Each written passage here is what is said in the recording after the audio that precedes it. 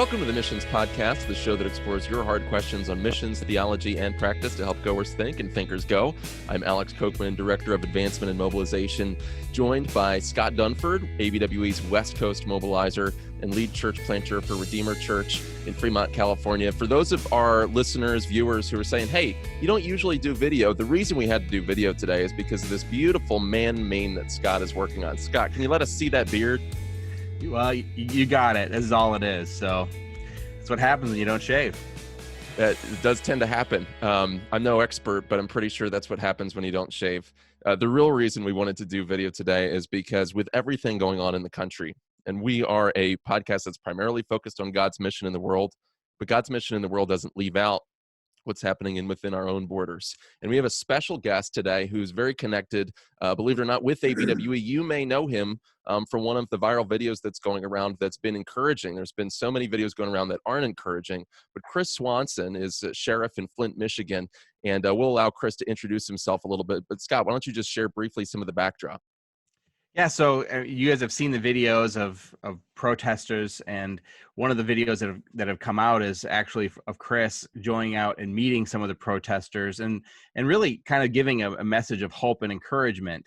And so if you can tell us a little bit more about it. I spent many years in Shiawassee County, one county over. My brother is a pastor in Linden, and I know you grew up in Grand Blanc.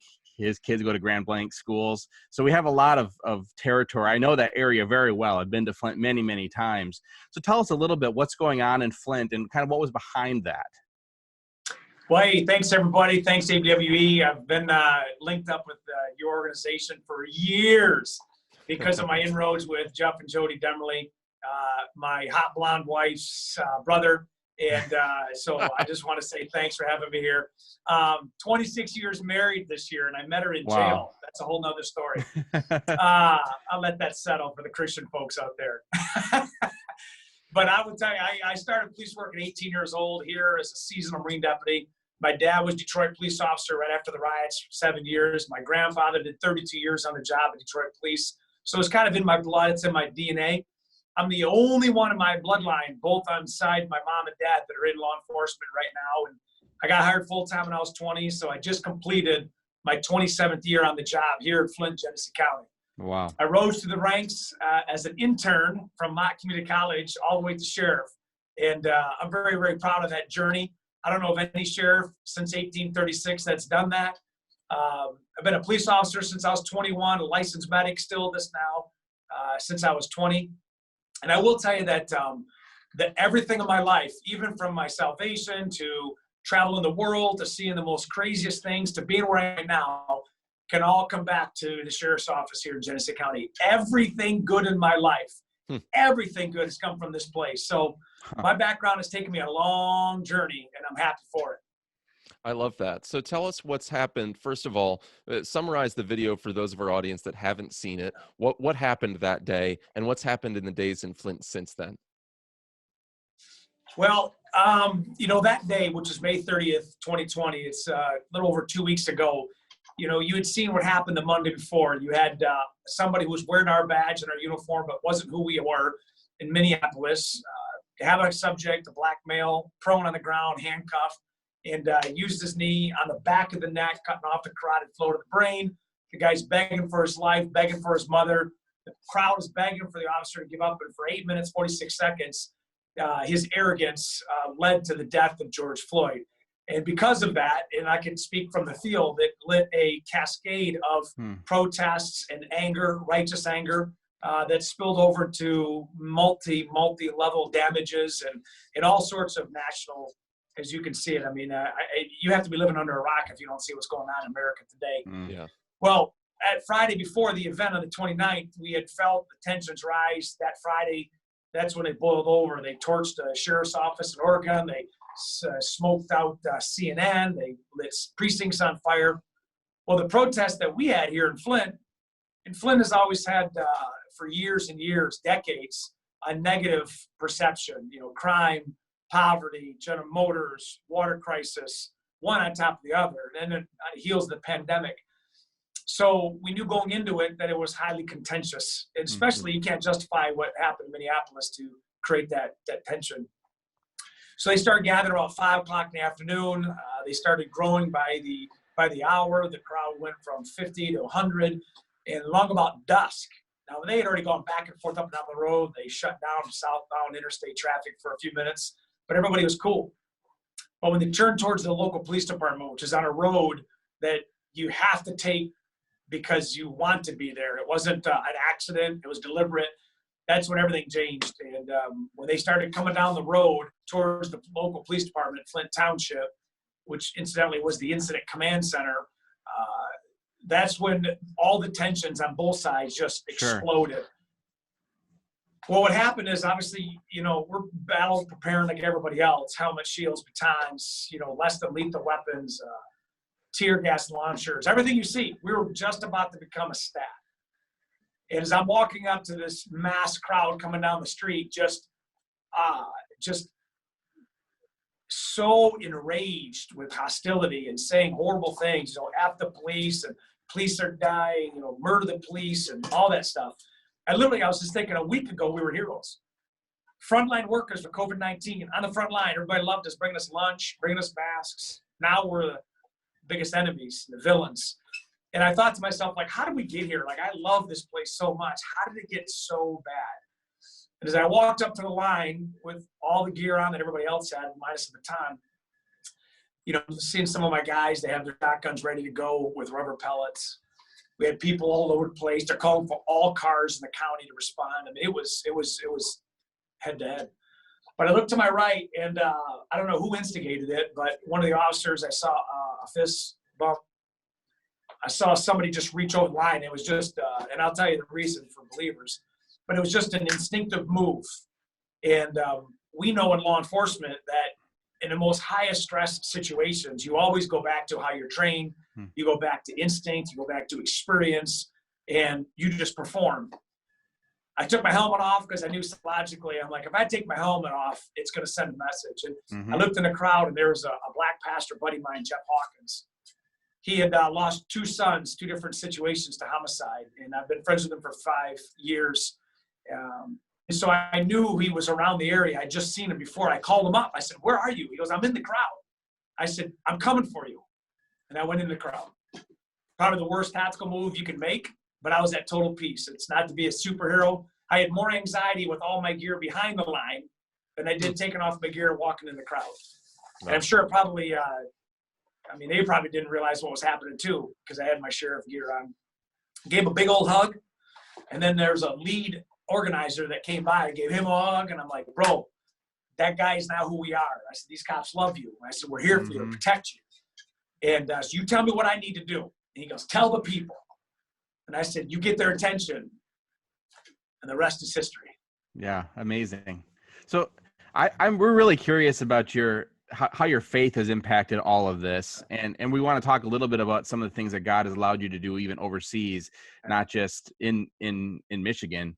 So how did your understanding of the gospel inform those decisions, even the decision to stand in solidarity with those seeking racial equality? Well, let me just say that none of that came to my mind that night. I wasn't quoting scripture in my head, to be first must be the last and servant to all. Go, Chris. None of that happened. But I was raised Lutheran. God bless my parents, gave me a good, religious background. But I became a transitional Baptist when I met my wife, and then a full-fledged believer over a period of time. I don't have a day or a time or whatever. I don't have any of that. And you got to clear it out, please. Sorry, That's one okay. second. You're running a functioning sheriff's office, so that happens. Yeah. Well, we've got a lot going on. Just a little fun fact, at 11 o'clock, I'm on HBO Real Sports with Brian Gumbel for 30 minutes. All right. So it's been awesome. Yeah. All that to say, I grew in my faith over the years. I've always been very bold, unapologetic, and it's created massive conflict too, especially being in this field. But I've always put myself on the front lines. I was on a dope team and human trafficking, and I was an aggressive cop. I was a detective for a long time, and I've always been out there doing what I need to do. And at the same time, about 11 years ago, I started really preaching, for different churches and getting out there. And I got a little edge to my speaking. and which is kind of like one of the draws.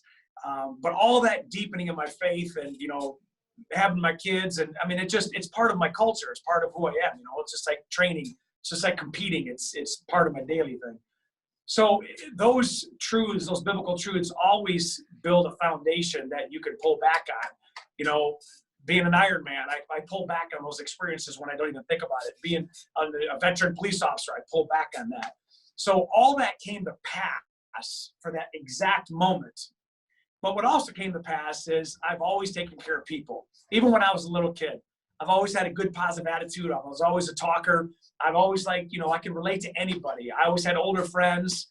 I grew up in a mixed neighborhood. I could talk to the stoners. I could talk to the blacks. I could talk to the whites. And I got always hustling in jobs, so I could talk to business owners. And as my career grew, as my faith grew, I became very relatable to people. And then I became a student of leadership. And this is about 20 years ago. And then I started teaching and speaking all over the state, went over the country, and then over the world on leadership and ethics and all sorts of things. And I said no and Jeff Demmerly, because I met him when I was 20 years old. He was already in the pastorate, but not in the mission field. When he became a missionary, him and Jody went to Slovakia through AWE. I said, that ain't never happened to me. Never. No way.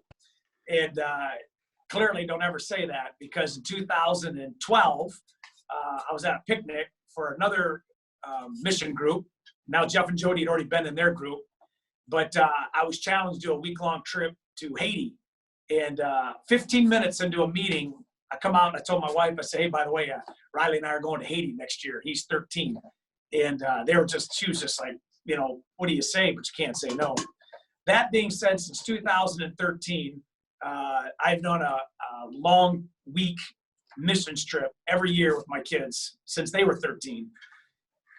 And we went with a group called CWE, Construction World Evangelism, and we build buildings. And I'm on block week, which is the first week of laying block and mixing mortar and pouring ground, all by hand, as you know. But in the worst of the worst, so Haiti, Dominican, Grenada, Mexico for human trafficking, Chile, Honduras, you know what it is on the mission field. It's harsh, but it was the greatest field trip you can go on to learn and to observe people that can do nothing for you. That's like true gospel. It's bringing a message of hope and peace to people that can give nothing back, bringing them the good news. But I really got involved with Haiti. I've been to Haiti a lot, and not only through missions trips, but also through human trafficking enforcement with another whole organization that I do. And I recall one of the Haitians saying, whenever our country is in need, whenever our country hurts, it's not our government, it's not our people, it's always the Christians that come to help. And I realized that time on the mission field really brings you to a level of understanding and humanity, that these folks have nothing, and serving them at the smallest level is great, mighty lesson. So what happened that exact moment is all those things piled on together. I literally looked out and I thought, they're just like me. Like, the humanitarian effort is embedded in my mind and my heart. Like, I need to go to them.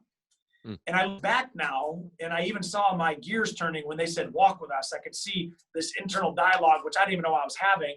But it was all those things like, Chris, you've been in so many situations throughout your career and on the mission field where you were uncomfortable and you were scared and you didn't know what the next step was going to bring. And it is dangerous. Walk. Just walk. I mean, I pray for wisdom and discernment and humility, and I pray for supernatural doors to be open. Well, the door is right there. And subconsciously, I built in obedience to take that step, and it became a global movement. And I'm glad I did, because it's changed my life forever, and it's put Flint on the map. We just finished day 15 with protest every day in Flint, Michigan. Not a single arrest, not a single fire, not a single injury in Flint, Michigan. Yeah. Wow. Praise God. What a testimony. What encouragement would you give to people that are missionaries, maybe full-time, and they're doing that all the time, and they see injustice, or maybe they have run-ins with law enforcement? Maybe it's a place where Christianity can't be practiced, but wherever it is, it's a place where you're going to have conflicts with the reigning authority structures. What would be your word to them? Well, I would tell you, now that I can relate being a short-term missionary, not certainly a long-term, full-term, but I will say you can't look at a situation and expect it to be perfect, because this is not heaven. No matter whether you're in Tibet, Yemen, Pennsylvania, it doesn't matter. This isn't heaven. This is, for a Christian, this is the worst it's going to get. You know, for a non-Christian, this is the best it's going to get. So you got to know where your alliance lies. You can't be discouraged, because, you know, when it comes down to inequality, when it comes down to poverty, when it comes down to, you know, violence, it's all sin. It all stems from sin.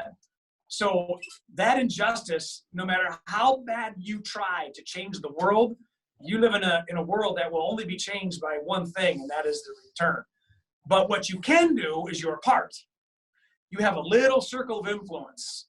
Whatever that circle is, maybe bigger than mine or smaller than mine, that's what you can do.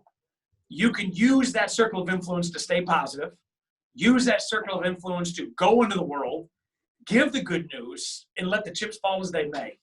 You cannot be discouraged by communist governments or dictatorships or socialists or the injustice of people through human trafficking or slavery, injustice that we see all the time. But you can't let that snuff out the fire either. Mm. You have to be those flaming arrows that are being shot into this crowd of injustice to be the light. I mean, all those verses that come to pass are in the most difficult situations where they benefit the most.